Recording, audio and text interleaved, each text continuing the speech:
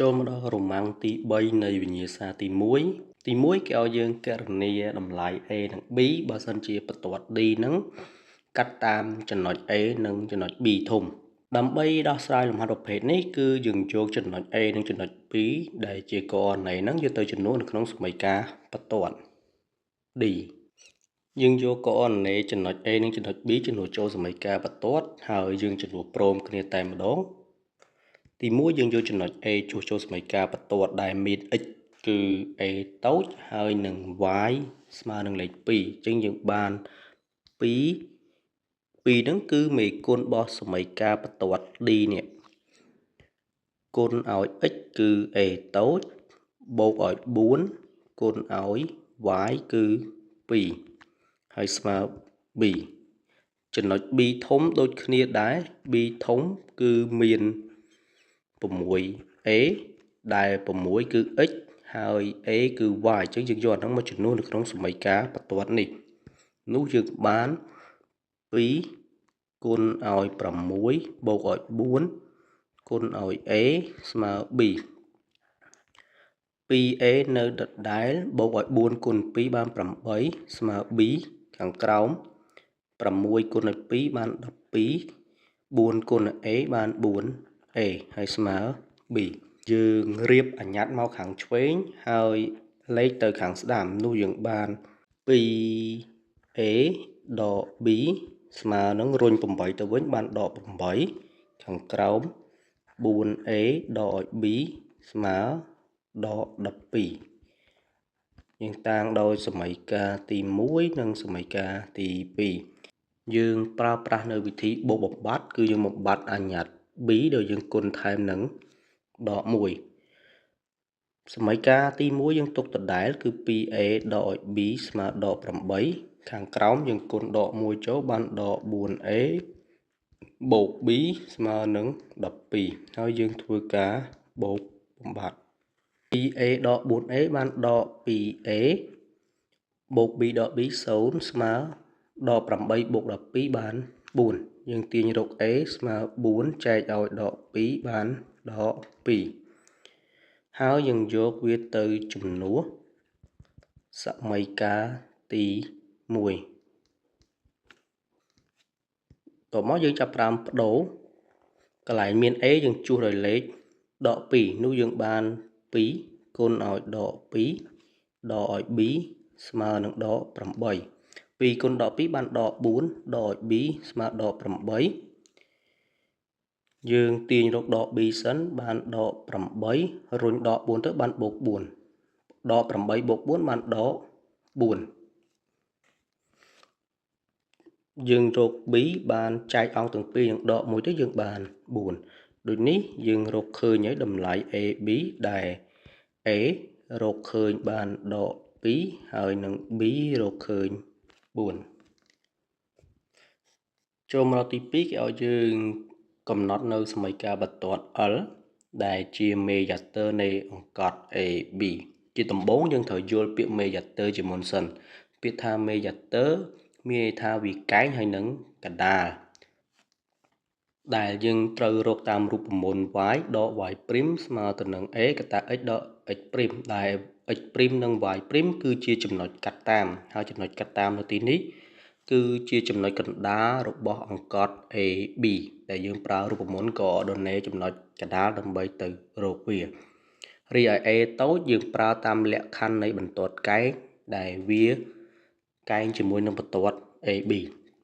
ដូច្នេះសរុបមកវិញជាដំបូងគឺយើងមាននៅ coordinate ចំណុច A ធំដែលមាន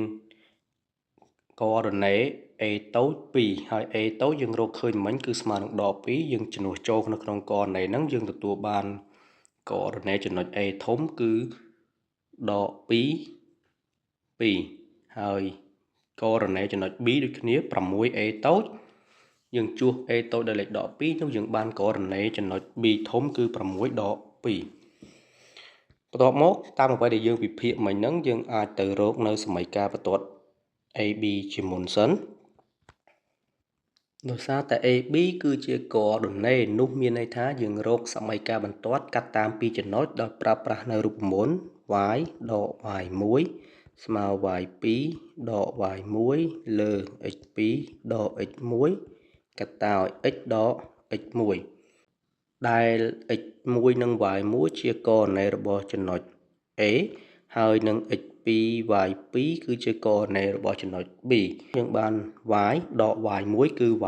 បាន2ស្មើ y 2គឺដក2ដក y 1គឺ2លើ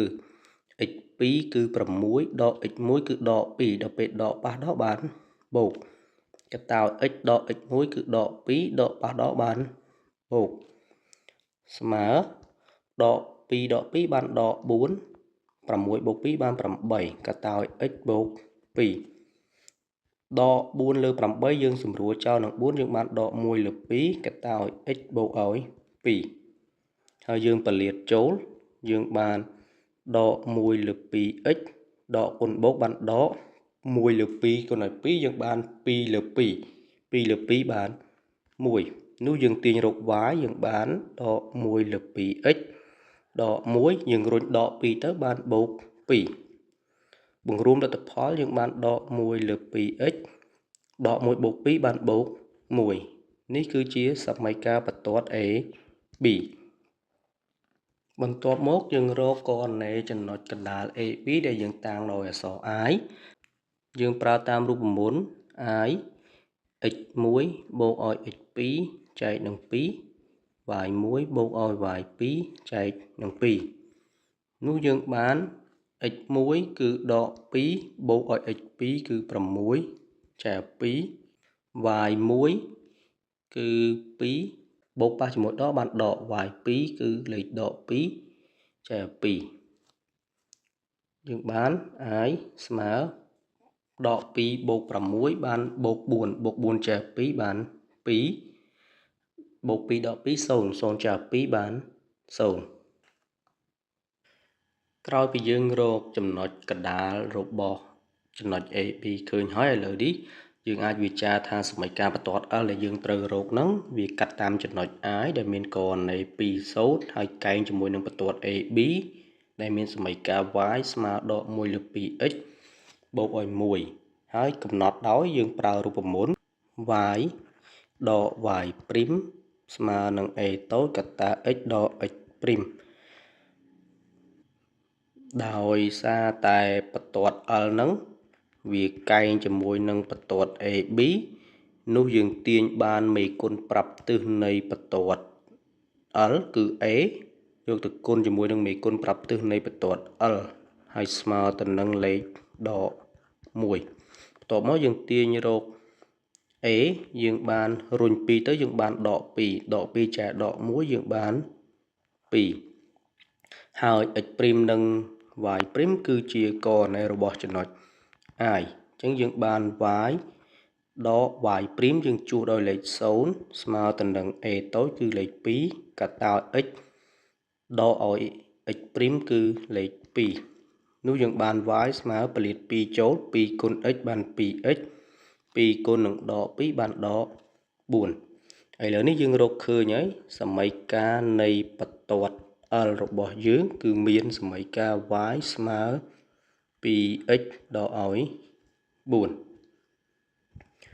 ចូលមកដល់ទី3គេឲ្យយើងកំណត់ប្រភេទត្រីកោណ ABC ដើម្បីរកប្រភេទត្រីកោណ ABC យើងត្រូវស្គាល់ចម្ងាយឬក៏ប្រវែងរវាងជ្រុងនីមួយៗរបស់វាគឺយើងរកប្រវែងជ្រុង AB BC ហើយនិង AC ហើយយើងរកតាមរូបមន្តចម្ងាយរវាងពីរចំណុចឥឡូវនេះទី1យើងរកនៅប្រវែង AB ដែលយើងមើលកូណេ A និង B ដែល x1 គឺដក2 y1 គឺ2ហើយនឹង x2 គឺ6 y2 គឺដក2នោះយើងបានឬការ៉េនៃ x2 គឺ6ដក x1 ដកប៉ះដកយើងបានបូកហើយលើកជាការ៉េបូកឲ្យ y2 គឺដក2ដក y1 គឺ2 6បូក2យើងបាន8ការ៉េដដែលបូកដក2ដក2យើងបានដក4ការ៉េ8លើកជាការ៉េយើងបាន64ដក4លើកជាការ៉េបាន16 64 បូក 16 យើងបាន 80 ទី 2 យើងរកប្រវែង AC ដែលយើងមានកណន័យ x1 គឺដក 2 y1 2 ហើយនឹង x2 គឺ 3 y2 គឺ 2 នោះយើងបានរឹសការ៉េនៃ 3 ដកបាត់បានបូក 2 លើកជាការ៉េបូកឲ្យ 2 ដក 2 លើកជាការ៉េស្មើ 3 បូក 2 យើងបាន 5 ការ៉េបូកដក 2 បូក 2 បាន 0 5 ការ៉េយើងបាន 25 បញ្ចេញបាន 5 មួយទៀតយើងរកប្រវែង BC ដែលមានកណន័យ x1 គឺ 6 y1 ដក 2 x2 3 y2 គឺ 2 អញ្ចឹងយើងបានរឹសការ៉េនៃ3ដក 6 លើកជាការ៉េបូកឲ្យ 2 ដកបាត់បានបូក 2 លើកជាការ៉េ 3 ដក 6 នៅសល់ដក 3 លើកជាការ៉េបូក 2 បូក 2 បាន 4 ការ៉េដក 3 លើកជាការ៉េបាន 9 4 ការ៉េបាន 16 16 បូក 9 យើងបាន 25 25 យើងបញ្ចេញបាន 5 គិតឃើញថានៅក្នុងប្រវែងជ្រុងទាំង3ហ្នឹងមានជ្រុង2ដែលមានប្រវែងស្មើគ្នាអញ្ចឹងយើងអាចធ្វើការសន្និដ្ឋានបានដោយប្រវែង AC ស្មើនឹង BC ហើយស្មើនឹង 5 នោះយើងអាចឆ្លើយបានថា ABC ហ្នឹងវាជាត្រីកោណសមបាតចូលមកសំណួរចុងក្រោយគេឲ្យយើងបញ្ជាក់ថាចំណុច C ហ្នឹងនៅលើបន្ទាត់ L អញ្ចឹងយើងមានទី1ចំណុច C ទី2គឺបន្ទាត់ L ដែលចំណុច C 3គឺ x ហើយ2គឺ y ដើម្បីបង្ហាញថាចំណុចមួយនៅលើបន្ទាត់បានគឺយើងគ្រាន់តែយកតម្លៃនៃចំណុចនោះទៅជំនួសនៅក្នុងសមីការបន្ទាត់ឥឡូវនេះយើងនឹងយក3ដែលជា x ជំនួសចូលនៅកន្លែងទីតាំង x នៃសមីការបន្ទាត់ L ហើយ2ជារបស់ y ជំនួសចូលនោះយើងទទួលបាន y យើងបដូរទៅជា2ស្មើ2គុណនឹង x ដូរទៅជាលេខ3ដក4របស់គេយើងបាន2ស្មើ3គុណនឹង2បាន6ដក4 6ដក4បាន2គឺពិតបើវាផ្ទៀងផ្ទាត់បែបហ្នឹងយើងអាចធ្វើការសន្និដ្ឋានបានដូចនេះចំណុច C គឺនៅលើបន្ទាត់ L